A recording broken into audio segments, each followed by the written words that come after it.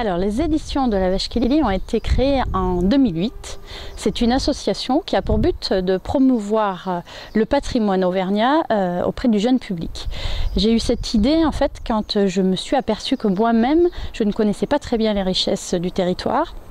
Et qu'il était important et urgent que nos jeunes pousses, eux, connaissent ce territoire pour en être de meilleurs ambassadeurs. Alors cette toute jeune maison d'édition travaille essentiellement évidemment sur le Cantal et à destination des Auvergnats, mais je me suis vite aperçue que c'était aussi un désir des touristes de découvrir le territoire.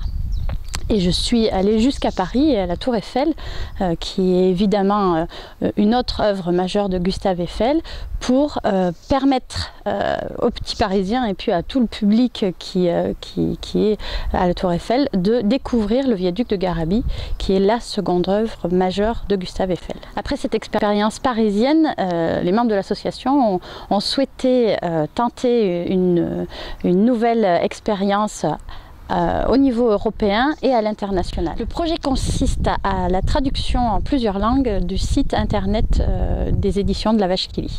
Dans un second temps, l'association va traduire 2 ouvrages, un en japonais, un en anglais. Le premier pour être diffusé via un professeur d'université à Tokyo, un professeur de français à Tokyo, qui est passionné d'Auvergne et qui veut se faire le relais justement des richesses de notre territoire au Japon. Et le second au musée du Tower Bridge à Londres, où est exposée une grande quantité d'œuvres, d'ouvrages d'art internationaux. Certes, ce projet va assurer une large promotion aux éditions de la Vache qui lit, mais c'est surtout le moyen d'assurer la promotion de la région Auvergne et la promotion des réalisations exceptionnelles de notre territoire à l'étranger.